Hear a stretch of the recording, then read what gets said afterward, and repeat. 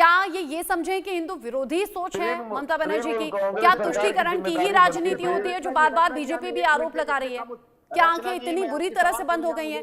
एहतेशामुल जी, 1 minute का समय दिया जाए मुझे, 1 मिनट का समय दिया जाए, मेरी बीच में कोई इंटरप्ट नहीं करे। मैं 1 मिनट नहीं 2 मिनट देती हूँ आपको, लेकिन सवालों का जवाब जरूर दीजिएगा। हाँ, मैं 2 मिनट में सारी बात की जवाब देता हूँ। सबसे पहले मुझे आपत्ति है कि बीजेपी के महासचिव अभी जो आए हुए थे तरुण जी, उन्होंने कहा गुंडा लफ्ज का प्रयोग किया, मुझे उससे कंडेम करता हूं।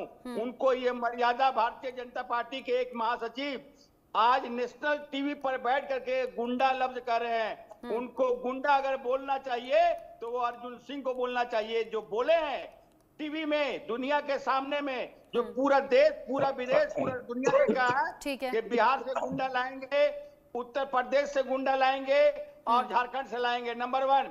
दूसरी बात मैं आपको रचना जी कहना चाहता हूं कि ये जो बिल लाया गया है 2014 में बीजेपी की फुल मेजोरिटी थी, 2014 में ये बिल क्यों नहीं लाया?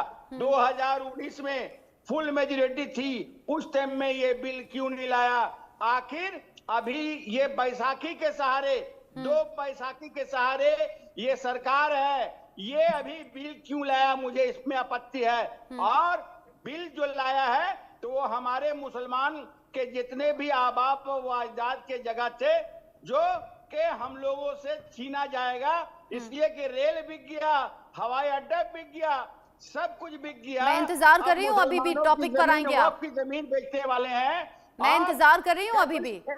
जो महिलाएं हाथों में छोटे छोटे बच्चे लेकर यहाँ वहां घूम रही हैं, ममता बनर्जी खुद भी एक महिला है, क्यों नहीं पहुंची मुर्शिदाबाद? क्यों मौलानाओं के बीच में पहुंच गई? बोलने दिए मेरी बारी। अभी बात आपने कहा कि ममता बनर्जी वहां पहुंच गए। ममता बनर्जी का 1 महीना पहले से शेड्यूल था वहां। कल नेताजी इंडोर स्टेडियम में जो एड्रेस किए वो ईद मिलन का एक मौलाना और इमाम मुअज्जिन का प्रोग्राम था। उन्होंने अपने प्रतिनिधि को भेजा, जहां वाकया हुआ जहां अपने प्रतिनिधि को भेजा, ये नहीं है कि नहीं भेजा। और हम कहना चाहते हैं कि हम जो आज उत्तर प्रदेश के मुख्यमंत्री इस तरह का अभद्र भाषा, भारत के प्रधानमंत्री इस तरह के अभद्र भाषा, पंचर वाले। ममता बनर्जी ने भी तो ये कह दिया योगी आदित्यनाथ के लिए कि भोगी है वो। ममता बनर्जी ने भी तो बोल दिया, वो नहीं दिखता आपको? वो नहीं सुनाई देता आपको? भारत के एक तरफ के शब्द दिखते हैं क्या आपको? मुसलमान पंचर वाला। मुख्यमंत्री अगर चाहे तो अपना टाइम शेड्यूल चेंज कर सकती हैं। पहले 1 महीने पहले से जो तय कार्यक्रम थे वहां जाएं, बिल्कुल जाएं, कोई नहीं रोक रहा, लेकिन मुर्शिदाबाद को लेकर भी तो सेंसिटिव रहें। हमारे प्रतिनिधि गए हैं वहां, एमपी गए, वहां के एमएलए गए, सारे लोग गए, कौन बोलता नहीं गए? हमारे वहां नेता वहां गए हैं, टीएमसी के मेंबर ऑफ पार्लियामेंट। आपके पास बहुत से लॉजिक है बोलने के लिए। वो तस्वीरें जो कलेजा कांपने वाली हैं, बेघर हो गए हैं, छोटे छोटे बच्चे बेघर हो गए हैं लोग, महिलाओं को समझ में नहीं आ रहा कि वो कहां जाकर अपना सर छिपाएं। वो अब राहत शिविरों की तरफ जा रहे हैं और कहने का मौका दे रहे हैं आप लोग, बोलने का मौका दे रहे हैं आप लोग। अगर शुरुआत में ही चीजें कंट्रोल हो जाती, खुद मुख्यमंत्री चली जाती, आप 100 लोगों को चुप करा सकते थे एक साथ में, नहीं कराया। हमारे प्रतिनिधि वहां गए, मेंबर ऑफ पार्लियामेंट गए, हमारे एमएलए वहां गए, ऐसी बात नहीं है। जो भी वहां पर है सारे लोग वहां विजिट किए, सबको आश्वासन दिए। स्वयं हमारे मुख्यमंत्री ने लोगों से अपील की कि किसी तरह का भी कोई घटना अप्रिय घटता है तो उसका दोनों पक्ष के जिम्मेदार होंगे। स्वयं उन्होंने कल बोला, लोगों से अपील की कि बंगाल को शांति भारतीय जनता पार्टी आसान करना चाहते हैं। बंगाल में सपना उनका 2026 में रचना जी पूरा नहीं होगा। मैं आपके चैनल चलिए देखेंगे किसका सपना होगा, जनता चुन लेगी वो तो। ये ना आप कह सकते हैं ना मैं कह सकती हूँ, और ना हमें कहना चाहिए, ये तो जनता तय कर लेगी कि किसको जिताना है किसको हराना है।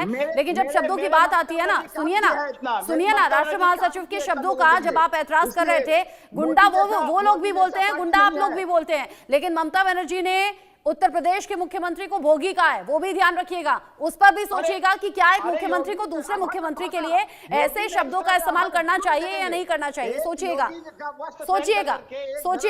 जगदीश शर्मा जी कुछ कहना चाह रहे हैं, जगदीश शर्मा जी कुछ कहना चाह रहे हैं।